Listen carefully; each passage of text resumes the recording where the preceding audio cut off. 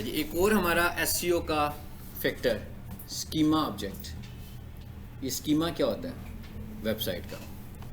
अगर मैं इसको आसान अल्फाज में कहूँ तो हम ये कहेंगे कि हम क्राउलर को ये बता देते हैं कि भाई ये जो हमारी वेबसाइट है ये किस चीज़ के मुतालिक है। तो इसका फ़ायदा क्या होगा?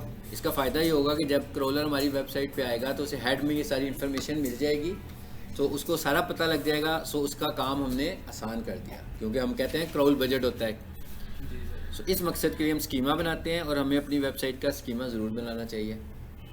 और ये बनाने का तरीका क्या है, ये भी हमारे पास एक कोड है। लेकिन ये बनाने का क्या तरीका है, बिल्कुल उसी तरह जैसे ऑनलाइन साइट मैप जनरेट करते हैं, सेम उसी तरह हम अपनी वेबसाइट का स्कीमा भी बना सकते हैं। ठीक है, अपनी वेबसाइट को समराइज करने के लिए कि भाई हमारी वेबसाइट का जो कंटेंट है किसके मुतालिक है।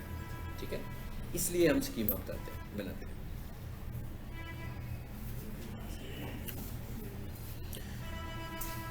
इसके लिए जो वेबसाइट है वो कौन सी है हमारे पास? schema.org इस मकसद के लिए वेबसाइट है। ठीक है, schema.org ने ये काम शुरू किया था, असिस्ट किया था गूगल को। Is a form of micro data. Micro data किसे बोलते हैं? जो डाटा बहुत मुख्तसर होता है, वो शॉर्ट फॉर्म है, जिसके लिए मैं टर्म इस्तेमाल कर रहा हूँ समरी बनाना। ठीक है, तो समरी बनाने का क्या मतलब है कि समराइज़ करके हम बता देते हैं कि भाई ये जो हमारी इतनी बड़ी वेबसाइट है ये किस चीज़ के मुतालिक है, और उसकी सारी चीज़ें बता देते हैं। मतलब उसकी टाइप भी बता देते हैं कि ये है क्या, आर्टिकल वेबसाइट है, प्रोडक्ट वेबसाइट है, लोकल लिस्टिंग है, कोई लोकल बिजनेस है, ये सब चीज़ें बताते हैं। इसके साथ कौन कौन से सोशल मीडिया के लिंक्स अटैच्ड हैं वो हम बता देते हैं। फिर हमारे इस बिज़नेस के अंदर जो एक्टिविटीज़ हो रही हैं, कौन कौन लोग कंसर्न पर्सन है, ऑफिस की लोकेशन क्या है, ऑफिस के फ़ोन नंबर क्या है, ऑफिस का एड्रेस क्या है।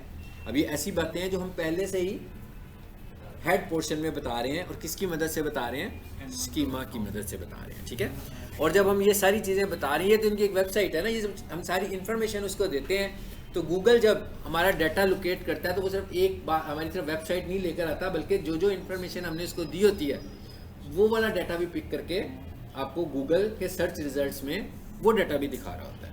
ठीक है, जैसे अब ये एग्जाम्पल देख रहे हैं, सर्चिंग में कितना कुछ आ रहा है, नीचे देखें आ रहा है, डिटेल्स आ रही है ना नीचे। यानी हमने किसी भी वेबसाइट को कीवर्ड करके सर्च किया हुआ है, तो जब हमने उसको सर्च किया तो इनका क्योंकि स्कीमा बना हुआ था तो इसकी इन्फॉर्मेशन हमें काफ़ी सारी ज़्यादा इन्फॉर्मेशन हमें मिल रही है। अच्छा, स्कीमा, अब यहाँ पर इसकी डेफिनेशन आ गई है कि schema markup is a code also called semantic vocabulary और माइक्रो डाटा। सेमेंटिक वोकैबुलरी का मतलब क्या होता है कि जब हम कोई एक टर्म इस्तेमाल, जैसे मैं कहता हूँ मेरे कीवर्ड्स हैं, वो तो हम कहते हैं 2.5% की रेशियो से इस्तेमाल होने हैं, इससे ज़्यादा तो नहीं इस्तेमाल कर सकते। लेकिन सेमेंटिक वोकैबुलरी में जाकर हम चीज़ों को इस्तेमाल कर सकते हैं। वो कैसे कर सकते हैं कि जैसे मैं कहूँ जनाब बेस्ट कोर्सेज इन लाहौर, तो मैं ये भी कह सकता हूँ कि best Excel course in Lahore. अब इसका मतलब क्या हुआ कि अगर मैंने 6 दफ़ा बेस्ट कोर्सेज इन लाहौर लिखा और 1 दफ़ा एक्सेल कोर्स इन लाहौर लिख दिया, तो दोनों का मतलब तो एक ही है। कोर्सेज जहाँ हो रहे हैं वहाँ पर एक कोर्स उनमें से एक्सेल का कोर्स भी है, एक कोर्स उनमें से माइक्रोसॉफ्ट वर्ड का कोर्स भी है, एक कोर्स उसमें से डिजिटल मार्केटिंग का कोर्स भी है। बात समझ में आ गई है?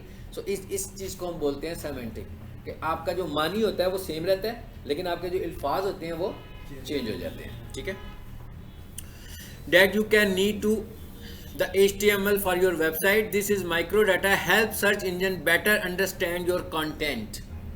ये क्या करता है जी? सर्च इंजन की हेल्प करता है, जिससे सर्च इंजन को हमारा कंटेंट अंडरस्टैंड करने में आसानी होती है। जी, ये मैंने आपको बताया कि एसईओ का मेन फैक्टर है, यानी कि आपका स्कीमा ज़रूर लगा होना चाहिए आपकी वेबसाइट के ऊपर। अब हम ये देखते हैं कि ये लगेगा कैसे और चेक कैसे होगा। मतलब आप जैसे एसईओ ऑडिट कर रहे हैं तो आपने इतने सारे फैक्टर चेक किए हैं, उसमें से आपने एक फैक्टर ये भी चेक करना है कि क्या भाई इस पर स्कीमा लगा हुआ है कि नहीं लगा हुआ। ठीक है, अगर नहीं लगा हुआ तो हम लगाएंगे। तो अभी हम फिलहाल कहाँ जा रहे हैं? ये क्या लिखा हुआ जी? स्कीमा वैलिडेटर, और दूसरे लिंक पे लिखा हुआ है हाउ टू क्रिएट स्कीमा। ठीक है, सो अगर तो आपने चेक करना है स्कीमा तो आपने वैलिडेटर पर चले जाना है, validator.schema.org। इस पर क्लिक करेंगे हम, और यहाँ जाकर हम अपनी वेबसाइट का नाम बताएंगे, कहाँ से आवाज़ें आती हैं? शाम को आनी बहुत ज़्यादा शुरू हो जाती हैं।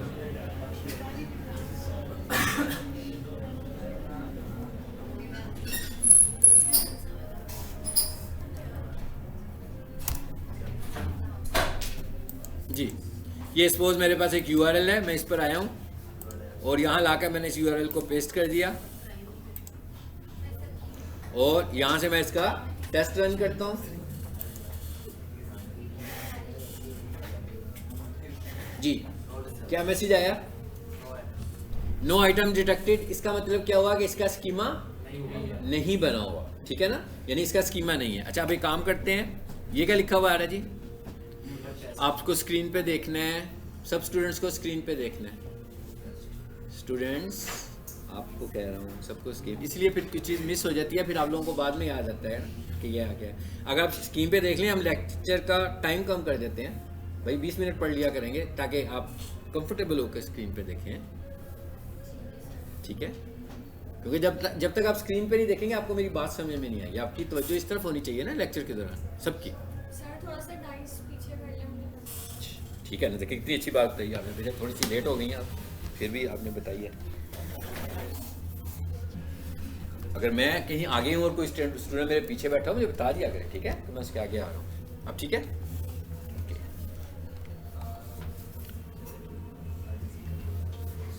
क्योंकि मैं उधर जब खड़ा होता हूँ ना तो मुझे सब नज़र नहीं आते हैं। ये बेसिकली मैंने सबको देखने के लिए अपना पॉइंट बनाया हुआ है कि सब मेरे आई कांटेक्ट में हो, ठीक है ना? इस डायरेक्शन से मुझे हर बंदा नज़र आ रहा होता है, करीब वाले भी और दूर वाले भी। तो इसलिए मैंने ये डाइस को थोड़ा सा चेंज करता हूँ। चलिए, ये तो हो गया, स्कीमा हमारा टेस्ट हो गया, यानी कि हमने ऑडिट करना है। किसी बंदे ने हमें प्रोजेक्ट दिया, बहुत सारी चीज़ें जहाँ हम चेक कर रहे थे वहाँ पर हमने ये भी देखना था कि भाई इसको स्कीमा लगा हुआ है कि नहीं लगा हुआ। validator.schema.org पे गए और यहाँ से आकर चेक कर लिया, स्कीमा नहीं लगा हुआ, ठीक है? तो हम कहेंगे भाई स्कीमा भी लगाना है, ठीक है? अपनी पेमेंट बढ़ाओ ज़रा, कुछ भी नहीं हुआ इसका, तो SEO का काम सारे का सारा होने वाला है। हाँ, तो अब हम देखते हैं कि स्कीमा लगना कैसे है। चलें किसी और वेबसाइट को देख लेते हैं जिसका स्कीमा लगाओ।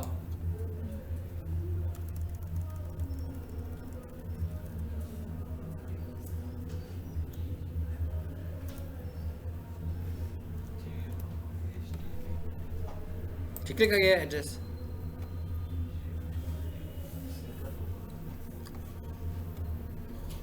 जी, लेफ्ट साइड पे कोड भी आ गया और राइट साइड पे जैसे उन्होंने अपना स्कीमा बनाया हुआ वो भी आ रहा है, ठीक है? पता लग रहा है ना कि क्या है जी? ऑर्गेनाइजेशन है, वेबसाइट बनी हुई है, इनकी साइट नेविगेशन एलिमेंट्स हैं इसके ऊपर, इनके ये चीज़ें आ रही हैं। इस पर क्लिक करो ज़रा, सारी डिटेल्स आ गई है। ये चीज़ हमने अब खुद बनानी है, लेकिन इसमें हमें कोई इतनी साइंस नहीं है कि हमें कुछ करना है, ये भी ऑटो जनरेटेड ही है। इसमें सिर्फ हमने इंफॉर्मेशन प्रोवाइड करनी है, अपनी वेबसाइट की जोन सी इंफॉर्मेशन हम क्राउलर को देना चाह रहे हैं वो सारी की सारी इंफॉर्मेशन अब यहाँ पे हम प्रोवाइड करेंगे। जी, अब हमने क्या करना है, how to create schema. Schema बनेगा किस तरीके से जी? इस पर क्लिक करते हैं, ये लिंक है, ये अभी मैं आपसे शेयर कर लूँगा ग्रुप में, हाँ, जिसके अंदर स्कीमा वैलिडेटर का भी लिंक आ रहा है और स्कीमा क्रिएट करने वाला लिंक भी आ रहा है।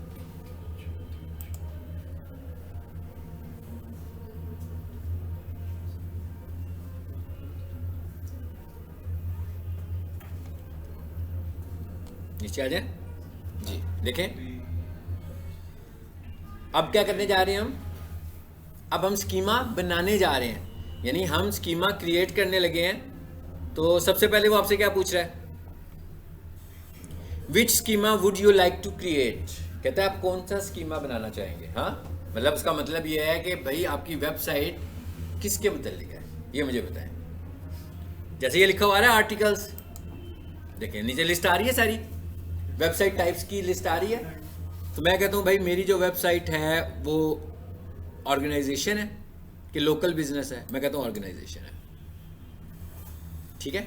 मैंने ऑर्गेनाइजेशन चूज कर लिया। अच्छा, उसके बाद आगे क्या लिखा हुआ आ रहा है जी? ठीक है, आगे मजीद कैटेगरीज आ रही हैं इसकी। और अगर आप वर्डप्रेस यूज कर रहे हैं और वर्डप्रेस के साथ आप SEO का प्लगइन यूज कर रहे हैं कोई भी, तो स्कीमा उसके अंदर बिल्ट इन होगा। अगर आपने SEO का प्लगइन यूज किया हुआ है वर्डप्रेस के लिए तो स्कीमा उसके अंदर बिल्ट इन होगा जी। यहाँ पर क्या कितनी सारी आ गई, मैंने उसको कहा था ना ऑर्गेनाइजेशन। तो अब यहाँ से हम देख लेते हैं भी हमारी ऑर्गेनाइजेशन किस तरह की है। एजुकेशनल आ रही है, चलो जी हम कहते हैं ये एजुकेशनल ऑर्गेनाइजेशन है हमारी, चूज कर लिया हमने। राइट साइड पर देखें कोड जनरेट होना शुरू हो चुका हुआ है। ये वाला जो कोड है ये कहां पे जाएगा, ये कोड हेड में लिखा जाएगा, यानी कि बेसिकली तो ये कोड जनरेट कर रहा है ना यहां से, तो मैं क्या करूंगा, इसे कॉपी करूंगा और यहां से फिर कहां ले जाऊंगा, हेड पोर्शन में जाकर सिंपली अपनी वेबसाइट की इंडेक्स फाइल के हेड पोर्शन में पेस्ट कर दूंगा। अच्छा आगे क्या लिखा हुआ है जी, मोर स्पेसिफिक टाइप, और भी मजीद कुछ डिटेल बताना चाह रहे हो वो भी बता सकते हैं हम। लो जी फॉर एग्जांपल मैं कह देता हूं कॉलेज लेवल का, चले उसके बाद आगे क्या पूछ रहा है वो हमसे, नाम, ठीक है। सो मैं कह देता हूं, मैं एक एग्जांपल के तौर पर ये बात कर रहा हूं, मैंने लिख दिया जी स्टार्स अकेडमी लाहौर। उसके बाद आगे क्या लिखा हुआ है, अल्टरनेटिव नेम इसका जो शॉर्ट कर देते हैं, सिर्फ स्टार्स अकेडमी कर देते हैं। और आप देख रहे हैं नीचे सब कुछ जनरेट भी हो, राइट साइड पे सारा कोड जनरेट हो रहा है उसका। हाँ, उसके बाद क्या पूछ रहा है वो आपसे, URL। सो हम कहते हैं भाई https://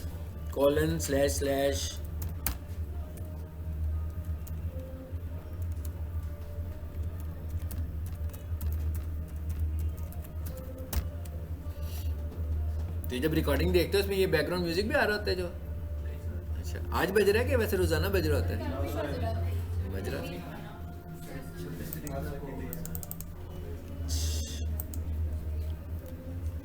अच्छा अब आगे क्या पूछ रहा है वो, लोगो URL, कहते हैं आपने अपनी कंपनी का लोगो भी तो लगाया हुआ है, वेबसाइट पे भी लगाया हुआ है, ऊपर टाइटल पे भी लगाया हुआ है, तो आपका लोगो पड़ा कहाँ पे होगा, ठीक है। लाजमी बात है हमारी वेबसाइट पे पड़ा होगा ना, हमें पता है ना हमारा लोगो कहाँ पड़ा होता है, इमेजेस में पड़ा होता है। सो सपोज कर दिया मैंने कहा भाई मेरा जो लोगो पड़ा हुआ है ना वो पड़ा हुआ है इमेजेस में, ठीक है, मेन रूट के ऊपर, या अगर वो पड़ा होता इधर, देखें ये क्या बेसिकली, ये तो सबको समझ आ रही है ना, उसकी लोकेशन है कि किस जगह पर मेरा लोगो पड़ा हुआ है। जी जी बिल्कुल, ताकि उसने वहां से पिक करना है ना उसको, लोकेशन को। अच्छा उसके बाद मैंने कहा इमेजेस, और आगे मैंने लिख दिया जो भी मेरी फाइल का नाम होगा, सपोज कर लिया मैंने ये नाम है मेरी फाइल का, ठीक है। सो इधर क्या हो रहा है, राइट साइड पे देखें आगे,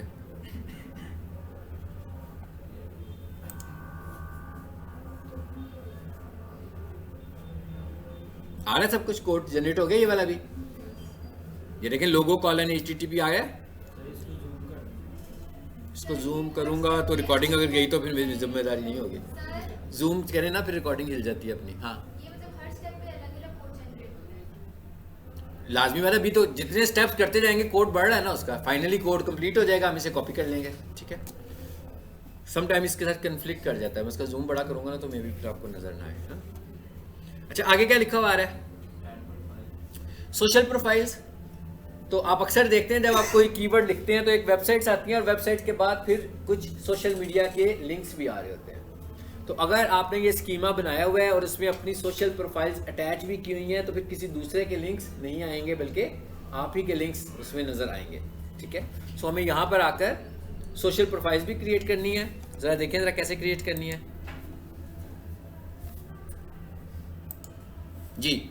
URLs मतलब कैसे क्रिएट होंगी, फेसबुक पेज पे जाएंगे, अपने फेसबुक पेज का URL लेंगे, यहाँ लाकर पेस्ट कर देंगे। ट्विटर पर जाएंगे, ट्विटर का URL लेंगे, यहाँ पे पेस्ट कर देंगे। इंस्टाग्राम पे जाएंगे, एक मैं कर देता हूँ बाकी फिर आपको खुद समझ में आ जाएगा। जी बिल्कुल, जितने जितने आपके सोशल मीडिया प्लेटफॉर्म्स हैं उतने आप कर सकते हैं।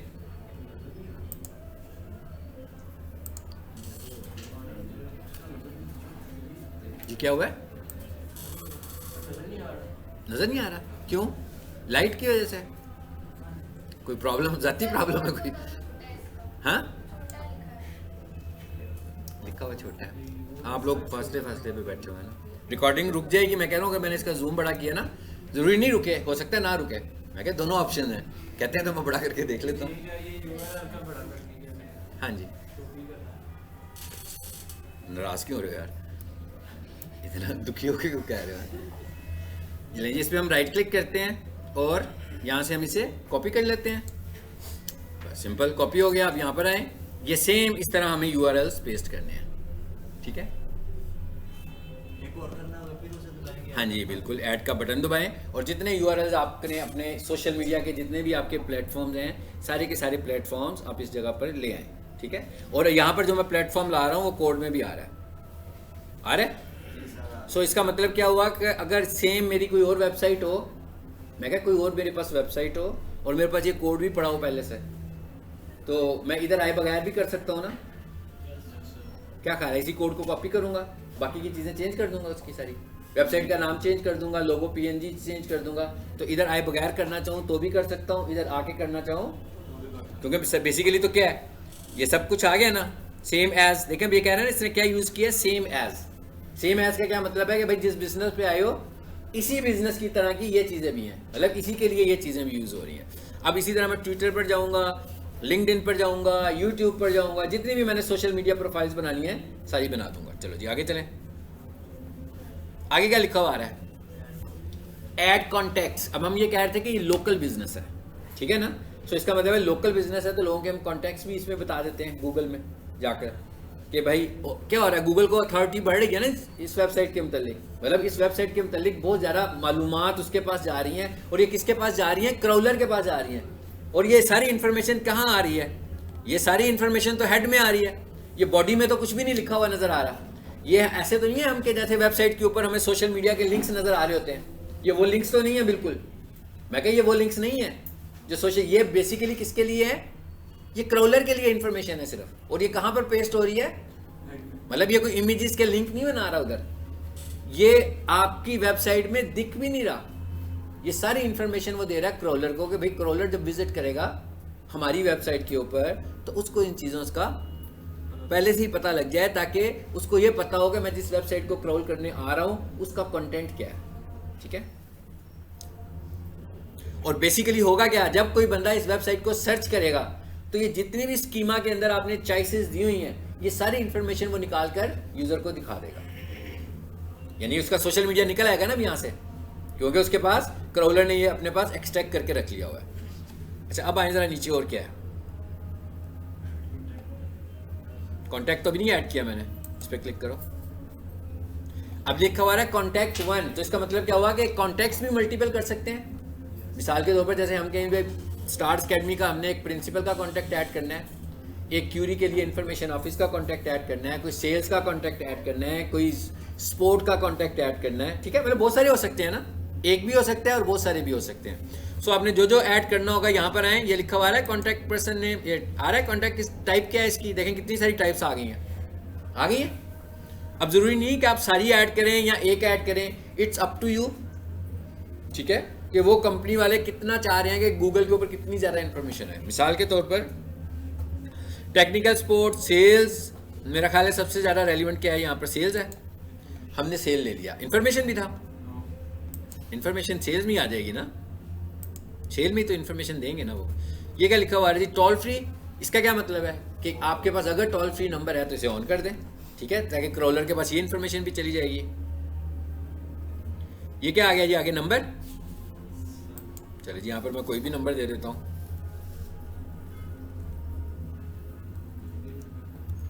चलो यहाँ पर क्या करें हम, ईमेल दे देंगे, अपना ईमेल दें, अच्छी बात है। और ज़्यादा अच्छी बात है अगर हम सर्वर वाला ईमेल दें। अब मैंने एक टर्म इस्तेमाल की, सर्वर वाला ईमेल। ये सर्वर वाला ईमेल कौन सा होता है, जो हमारी वेबसाइट है, यानी starscolly.edu है ना, तो लिख दूं info@starscolly.edu.bk। सो इस ईमेल की अथॉरिटी आपकी ज़्यादा होती है, ठीक है। अगर आप सर्वर के, और इसकी अथॉरिटी भी ज़्यादा है, क्राउलर के लिए भी ज़्यादा है, क्लाइंट्स के लिए भी ज़्यादा है, क्योंकि क्लाइंट्स को पता लग जाता है कि भाई जीमेल के ऊपर जिसका होता है ना, तो वो समझ रहे होते हैं कि भाई छोटी कंपनी है भाई, तो जिसका अपने सर्वर पर होता है तो वो समझते हैं कि बड़ी कंपनी है ये, ठीक है। मिसाल के तौर पर यहाँ पर मैं एक ईमेल दे देता हूँ, हमने इसको कहीं पे लेकर तो नहीं जाना।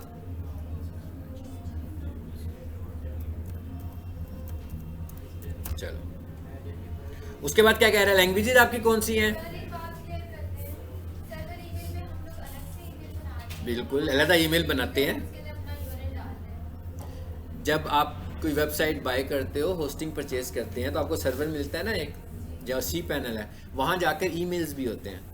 सो आपके ईमेल्स भी बनते हैं। जैसे मैं ये कहता हूँ peaksolutions.edu.pk है, तो पीक सोल्यूशन वालों ने अपने सर्वर ईमेल जो बनाए हुए हैं वो एक है info@peak solutions, एक है support@, एक है sales@। बात समझ में आ गई? यानी कि हर किसी को अलग-अलग ईमेल दिया हुआ है, और जो ट्रेनर्स हैं उनको देना हो तो जैसे मुझे उन्होंने देना हो कि मैं डिजिटल मार्केटिंग पढ़ा रहा हूँ, तो हो सकता है वो मेरा ईमेल बना दें DM के नाम से, ठीक है। अब वो अली के नाम से भी बना सकते हैं, लेकिन नामों से ईमेल बनाने से नुकसान क्या होता है कि जब कोई बंदा वहाँ से चला जाएगा तो अगला कोई और ट्रेनर उधर आ जाएगा, तो फिर वो उनको एक और ईमेल बनाना पड़ेगा ना, क्योंकि ये वाले जो ईमेल्स हैं ये तो कंपनी के ऑनरशिप में है ना। मतलब मैं यहाँ पढ़ाने आया हूँ, मेरा ईमेल PLHR38 है, ये तो मेरी अपनी ऑनरशिप में है। मैं यहाँ रहूँ ना रहूँ, मेरा ईमेल तो मेरे साथ ही ट्रैवल करेगा। लेकिन जब कंपनी की बात हो रही है तो कंपनी के ईमेल्स तो कंपनी के साथ रहते हैं, ठीक है। तो इसलिए कंपनी वाले जो होते हैं हमेशा ईमेल्स भी डेजिक से बनाते हैं। इसका डेजिक क्या है उसके हिसाब से ईमेल्स बनाते हैं, ताकि अगर कल को वो स्विच करता है तो वो ईमेल कंपनी के पास ही रहता है और नया बंदा जो आता है उसको वो ईमेल दे देते हैं। समझ आ गई बात की? सो ये एक ऐसा से टॉपिक है। अभी हमने सिर्फ यहाँ पर देखा ही है कि ईमेल देना है। एरियाज क्या पूछ रहा है वो आपसे कि भाई कहाँ पे सर्व करते हो, ठीक है ना। हाँ, कौन से कंट्री में आप सर्व कर रहे हैं। सो यहाँ से हम ले लेते हैं जी, कहाँ सर्व कर रहे हैं आप। पाकिस्तान नज़र ही नहीं आ रहा, अब क्या करें, इतनी मेहनत करने की क्या ज़रूरत है, कोई सा भी ले लेते हैं, ठीक है। चलो आगे क्या आ रहा है, लैंग्वेजेस आ रहा है। टाइम बचाना चाहिए ना, क्रिएटिव काम में लगे।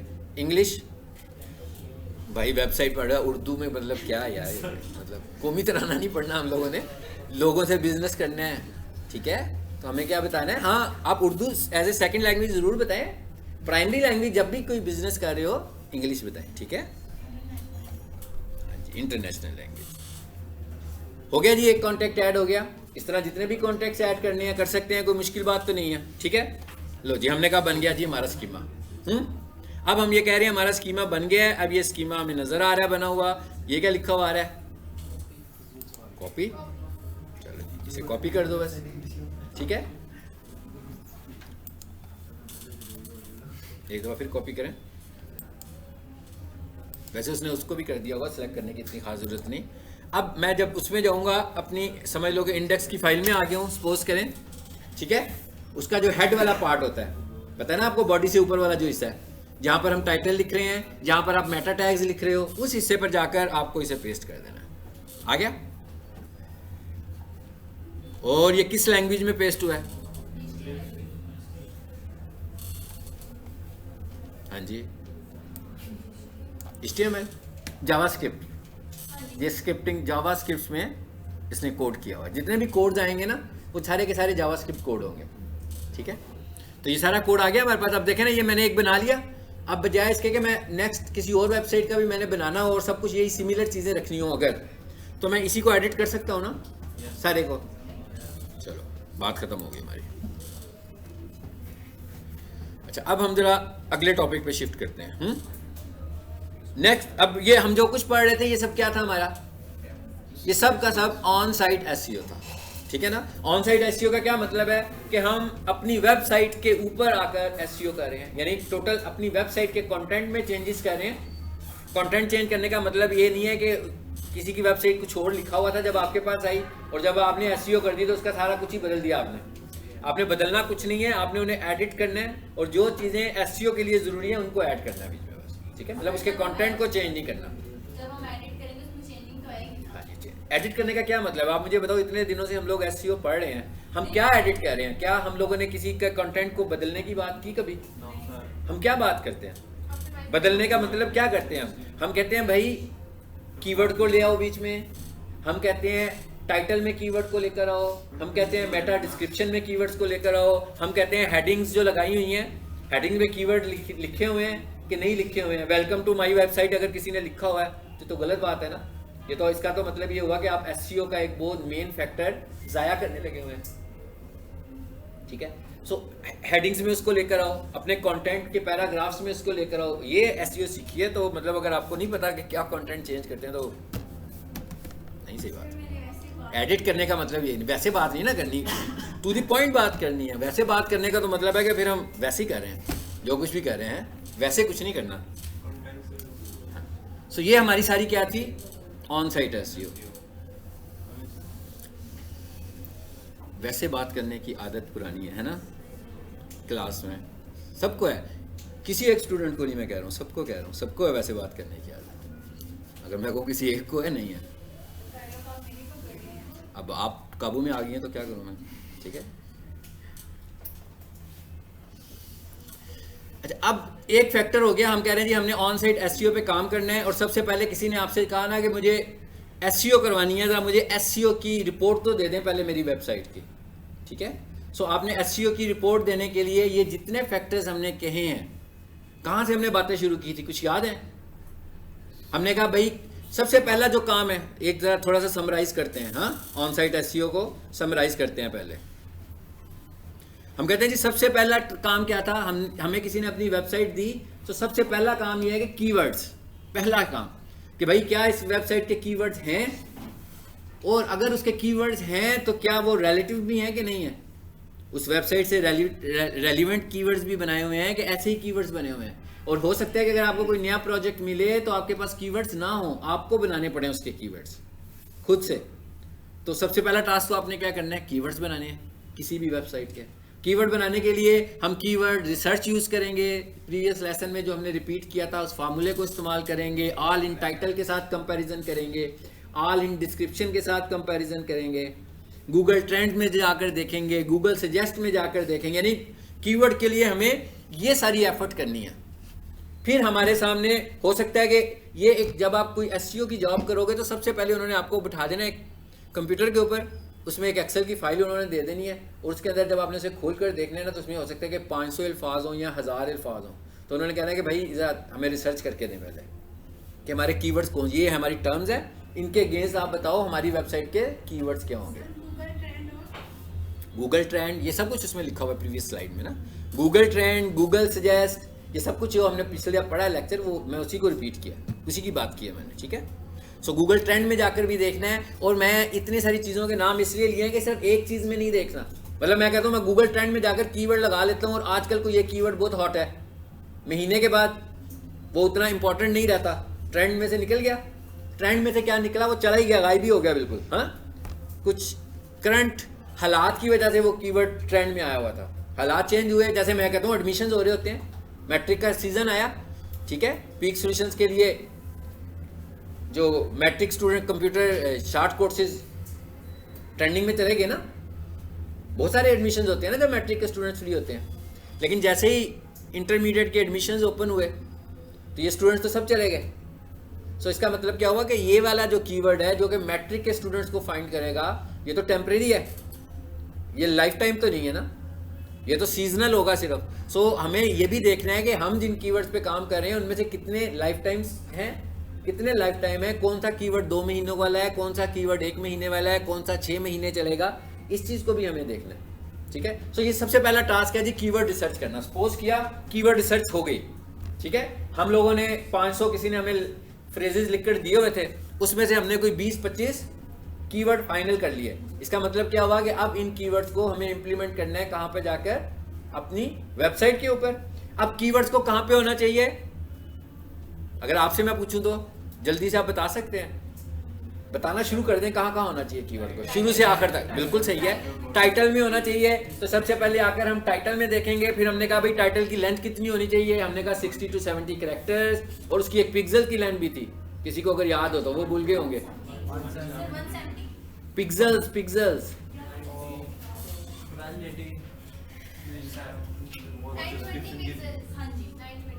920 डिस्क्रिप्शन के होते हैं, और 580 जो थे ना टाइटल के पिक्सल्स थे, ठीक है। ये चीज़ें हमने की थी। यानी अब देखें ना, आपके पास ये स्किल होगी तो आप काम करेंगे, ये सब चीज़ें होंगी। यानी अब आप देखें, हम स्टेप बाय स्टेप मैं एक रिव्यू कर रहा हूँ पूरा, कि टाइटल बना दिया, टाइटल लिखा तो हमने 60-70 का, अब 60-70 और 580 पिक्सल, इसमें क्या कंपैरिजन है, इसकी क्या ज़रूरत क्या है इसकी। देखें आपके पास जो वेबसाइट नज़र आती है, स्क्रीन पे आती है, और स्क्रीन पे जो चीज़ नज़र आ रही है वो पिक्सल्स की सूरत में नज़र आ रही है। अब मैं ये कह रहा हूँ कि भाई 60 से 70 कैरेक्टर्स हैं और 580 पिक्सल्स हैं। अब हुआ ये है कि मैंने जो 60 से 70 कैरेक्टर्स लिखे, उसमें से 4-5 वर्ड्स ऐसे हैं जो कैपिटल लेटर्स में लिख दिए। सो आपको अगर मैं ये कहूँ कि भाई स्मॉल लेटर्स में लिखा हुआ टेक्स्ट और कैपिटल लेटर्स में लिखा हुआ टेक्स्ट, क्या इनके पिक्सल्स का साइज एक जैसा हो सकता है? नहीं। जो कैपिटल लेटर्स में लिखा होगा उसके पिक्सेल्स यानी बाइट्स ज़्यादा होंगी, और जो स्मॉल लेटर्स में लिखा होगा उसकी बाइट्स कम होगी, यानी उस फाइल का साइज छोटा होगा, एक का बड़ा होगा। सो इस वजह से उन्होंने कहा कि भाई अगर आपने कैपिटल लेटर्स यूज़ कर लिए तो फिर हो सकता है कि आपको 50 लेटर में यूज रहना पड़े। सो उसने कहा दूसरी चीज़ क्या चेक करनी है आपने, उसके पिक्सेल्स चेक करने हैं। मैंने आपको एक टूल दिया था टू द वेब, और शेयर भी किया हुआ है ग्रुप में आप सबसे कि टू द वेब पर जाएंगे, वहाँ पर जाके आ जाएगी याददाश्त वापस, कोई नहीं, थोड़ा टाइम लगेगा, ठीक है। तो उधर जाएंगे आपको सब नज़र आ जाएगा। उसके बाद डिस्क्रिप्शन भी वहीं पर आ रही है। मैंने कहा 580 पिक्सल में टाइटल बन जाएगा, उधर जाकर ऑनलाइन टूल पर जाकर क्रॉस चेक हो जाएगा, ऑनलाइन टूल पर जाकर डिस्क्रिप्शन भी क्रॉस चेक, क्योंकि आप नोटपैड में तो आपको नहीं पता लगेगा कि इसके पिक्सल्स 580 हैं। नोटपैड पे तो ज़्यादा से ज़्यादा आप कैरेक्टर्स काउंट कर सकते हैं, या नोटपैड प्लस प्लस में भी आप कैरेक्टर्स ही काउंट कर सकते हैं, मगर आप पिक्सल्स को तो चेक नहीं कर सकते, ठीक है। सो पिक्सल्स को चेक करने के लिए मैंने टू द वेब का आपको टूल बताया था, ठीक है। दोबारा शेयर कर दीजिएगा जी फिर कर देता हूँ, ठीक है। फोटोशॉप करना होता है लेकिन खुलना चाहिए, वो नीचे पड़ा होगा वो वाला करना है जो ले गए थे उससे वो क्रैक फाइल लगनी पड़ी, वो क्रैक सारा खराब हो गया, सॉफ्टवेयर खराब हो गया, नीचे जो पड़ा से कोई क्रैक फाइल नहीं। तो आप बताएं ना, आप कहाँ से आए हो? लैब में से, तो आप बताओ ना आपका। उन्हें कह दिया, वो कह उनको रहे मिलता नहीं है ना, उन्हें कह रहे मिलता नहीं है, सर- उन्हें मिलता नहीं ना, जब उन्हें नहीं मिलता तो फिर मुझसे ले लेते हैं ना। वो कहते सर ने कहा, मैंने कहा मसला नहीं उनसे कोई सा भी करवा दो, उनसे कि कोई, लेकिन उनके सिस्टम को भी तो आप देखो ना, 2020 नहीं ना कर सकते वो, उनका सिस्टम बहुत स्लो है ना, पुराने कंप्यूटर पे लेटेस्ट तो नहीं ना होता, ये इशू है ना। हम वही यूज़ कर रहे हैं। तो कर दो भाई, क्या कह सकता हूँ मैं, जाओ। अच्छा जी कहाँ तक पहुँचे हैं बात को लेकर? हाँ जी, डिस्क्रिप्शन तक आ गए। अच्छा स्कीमा भी लग गया, अब स्कीमा की भी बात होगी ना बीच में, तो हमने स्कीमा भी लगा दिया, हमने सर्च कंसोल भी बना लिया हुआ है वेबसाइट का, तो सर्च कंसोल भी अप्रूव हुआ हुआ है हमारा, ठीक है। उसके बाद हम आ गए अपनी वेबसाइट की बॉडी में, ठीक है। हम कहाँ पर आ गए जी? अपनी वेबसाइट की बॉडी में आ गए। बॉडी के अंदर सबसे पहले हमें क्या करना है? हेडिंग स्टाइल को फोकस करना है। हमने कहा था भाई टोटल हमारे पास 6 हेडिंग स्टाइल्स हैं, कीवर्ड हमारे पास तैयार पड़ा हुआ है। अब हमने क्या करना है? कीवर्ड्स को हेडिंग स्टाइल्स में इस्तेमाल करना है। और हेडिंग स्टाइल्स को हमने कैसे इस्तेमाल करना है? H1 से लेकर H6 तक, यानी H6 से ऊपर की तरफ को नहीं आना, बल्कि ऊपर से पहले बड़ी हेडिंग, फिर छोटी हेडिंग, फिर उससे छोटी हेडिंग। बार बार एक हेडिंग को भी इस्तेमाल नहीं करना। मतलब ये भी नहीं है कि पूरे वेब पेज के ऊपर हम H1 को इस्तेमाल करते जा रहे हैं। अपनी वेबसाइट पे लिंक्स भी लगाने हैं, इंटरनल लिंक्स भी लगाने हैं, एक्सटर्नल लिंक्स भी लगाने हैं। अपने इमेजेस को ऑप्टिमाइज भी करना है। इमेजेस को ऑप्टिमाइज करने का मतलब क्या बताया था? इमेज का साइज बैलेंस होना चाहिए, नंबर 1। इमेज का साइज मुनासिब होना चाहिए, मैं क्या पहली बात। नंबर 2, बोलो यार, मेरा ही इम्तिहान लेना कोई, तो आप लोग भी बता दो। इमेज की ऑप्टिमाइजेशन क्या है? इमेज का जो नाम लिखने का तरीका है उसमें भी आप कीवर्ड को ले आओ। इमेज के नाम में स्पेस नहीं होनी चाहिए। इमेज के अंदर आल्ट का एट्रीब्यूट यूज करना है आपने।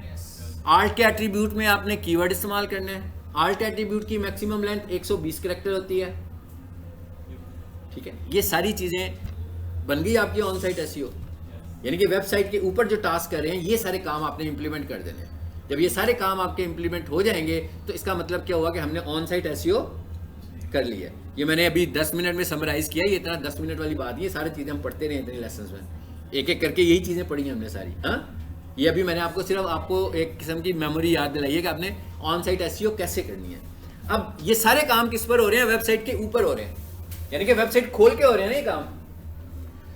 यानी हमें अगर किसी की वेबसाइट की एसईओ करनी है और अगर हमारे पास उसका एडिटेबल इंटरफेस ना हो, सर ये जो हेडिंग स्टाइल में ये करना है तो इसका जरा एक दफा प्रैक्टिकली आपको मैं वेबसाइट दिखाता हूँ ना, उधर देखिए आपको खुद पता लगेगा। ये वेबसाइट खोली है मैंने, देखें, ये देखें लगी हेडिंग ऊपर। अब बड़ी हेडिंग से हम क्या कर रहे हैं? छोटी हेडिंग की तरफ जा रहे हैं। बस ये हायरार्की आपने अपने ज़हन में रखनी है। और मैंने क्या कहा कि अगर ऊपर H1 लगाया तो ये नहीं है कि पूरी वेबसाइट पर H1 ही चल रहा है। पहले H1 लगा दो, फिर H2 लगा दो। उसके बाद ये हमने पैराग्राफ लिखा हुआ है, ये पैराग्राफ लिखा हुआ है ना। अब पैराग्राफ में देखें तो एक बीच में बोल्ड वर्ड भी हमें नजर आ रहा है जिसपे लिखा हुआ है प्रोफेशनल किचन इक्विपमेंट, लिखा हुआ है। मतलब इस पे लिखा हुआ आ रहा है प्रोफेशनल किचन इक्विपमेंट लिखा हुआ है, ये लगा ऐसे रहा जैसे कोई हेडिंग स्टाइल है, ये हेडिंग स्टाइल नहीं है। ओके, पैराग्राफ के अंदर आपने हेडिंग स्टाइल इस्तेमाल नहीं करना, आप समझेंगे इलीगल है, क्योंकि हेडिंग है क्या, पैराग्राफ की हेडिंग है ये। क्या हो गया?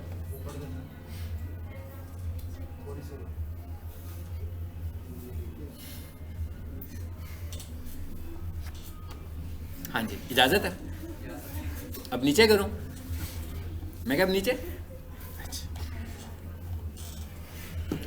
सो पैराग्राफ के अंदर जो आपको टेक्स्ट बोल्ड नजर आ रहा है, ये हेडिंग, ये या तो स्ट्रॉन्ग का टैग है या बोल्ड का टैग है। सो आपने जब पैराग्राफ को हाईलाइट करना है, अभी आपको लग रहा है कि सारा बोल्ड नहीं किया हुआ, किसे बोल्ड किया हुआ है? आपको समझ आ रही है क्यों बोल्ड किया हुआ है? यानी ये भी एसईओ का ही फैक्टर अप्लाई किया हुआ है कि आपने स्ट्रॉन्ग का टैग और बोल्ड का टैग अपने पैराग्राफ में इस्तेमाल करना है, लेकिन जो आपकी हेडिंग है उसको आपने H1 से लेकर H6 तक कोई नंबर असाइन करना है, ठीक है। और अगर आप इस तरह नहीं करते तो इसका मतलब है एक फैक्टर ये भी आप इस्तेमाल नहीं कर रहे, तो ये भी वो आपसे कहेगा कि जनाब अपनी एसईओ को इंप्रूव करो, आपने हेडिंग का स्ट्रक्चर सही इस्तेमाल नहीं किया हुआ, आपका हेडिंग स्ट्रक्चर सही होना चाहिए। ठीक हो गया? ये तो हुई सारी बातें ऑन साइट एसईओ की जो हमने सीख ली है। अब हम बात करने लगे हैं ऑफ साइट एसईओ क्या होती है। ऑफ साइट एसईओ कहने को तो सिंपल सी है कि ऐसा काम जो हमने अपनी वेबसाइट के ऊपर नहीं करना, मतलब वेबसाइट पे हमें काम नहीं करना, कहां काम करना है हमें काम दूसरों की वेबसाइट पे करना है, वो है ऑफ साइट एसईओ या लिंक बिल्डिंग। हम कर क्या रहे हैं? लिंक्स बना रहे हैं अपनी वेबसाइट के दूसरों की वेबसाइट पे। इसका हमें क्या फायदा हो रहा है? इसका हमें बिल्कुल ऐसे ही फायदा होगा जैसे मिसाल के तौर पर इसकी एग्जांपल मैं ये देता हूँ कि भाई जैसे पैकेजेस मॉल में कोई सेल लग जाती है, ठीक है, 70% सेल, वहाँ पर सब ब्रांड्स हैं, सब पे सेल लगी। सो पीक सोल्यूशन वालों ने क्या किया, स्टैंडी बनवाई, फ्लैक्स जो होती है, और हर ब्रांड की एंट्रेंस के ऊपर रख दी, ठीक है। तो अब उधर सेल लगी हुई है तो उनके तो सारे क्लाइंट्स आ रहे हैं ना उधर।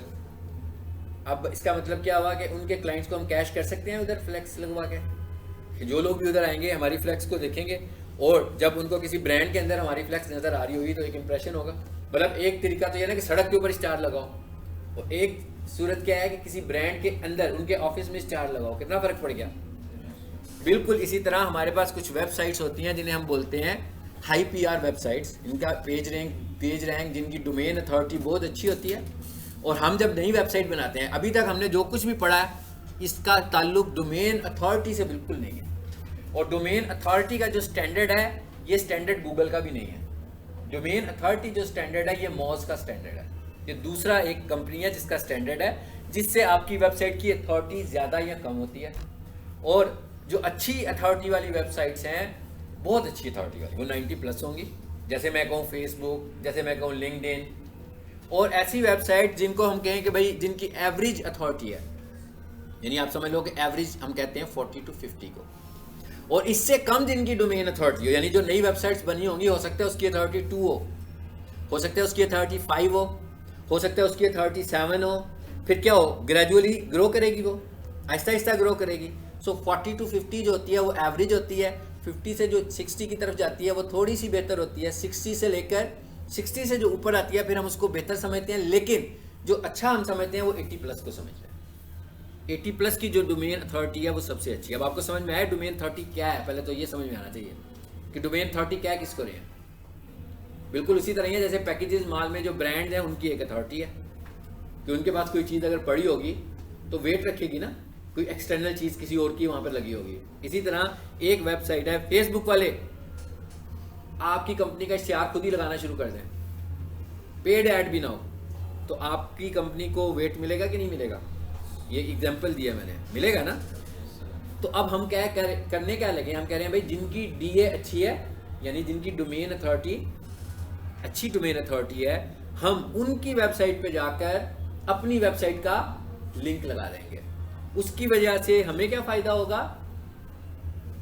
उसकी वजह से हमें ये फ़ायदा होगा कि हम उनकी जो अच्छी अथॉरिटी है उसको थोड़ा सा शेयर कर सकते हैं, यानी वो हमें थोड़ा एक वोट, आप समझ लो वो हमें एक वोट देंगे ठीक है, एक वोट हमें मिलेगा और क्या होगा, एक एक लिंक लगाने से हल्का हल्का सा असर हमारी वेबसाइट पे भी आना शुरू हो जाएगा, लेकिन एक लिंक से नहीं आता, थाउजेंड्स ऑफ लिंक्स जब लगते हैं तो फिर कुछ फर्क पड़ता है।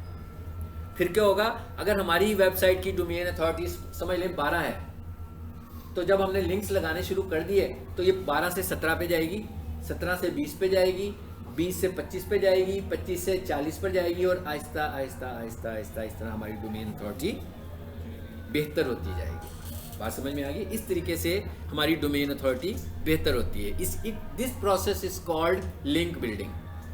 कम कर क्या रहे हैं, लिंक्स बना रहे हैं, कि हम दूसरों की वेबसाइट पे जाकर लिंक लगा रहे हैं। अब ये कौन सी वेबसाइट्स है, ऐसे भी नहीं है कि हमारी पीक सोल्यूशन की वेबसाइट है, सपोज कहते हैं जिसका लिए DA इस वक्त 40 है, तो कोई भी बंदा आकर हमें कहे कि यहाँ पर आकर मैं लिंक लगा दूं अपना, ऐसे नहीं है। इस काम के लिए स्पेशल वेबसाइट्स हैं जो लिंक बिल्डिंग के लिए इस्तेमाल होती है। जी सर, अगर हम अपना लिंक लगा रहे हैं वेबसाइट में तो इन रिटर्न हमें क्या ऑप्शन देना है? जी, हमें अभी तो फिलहाल हमें उन्हें कुछ नहीं देना।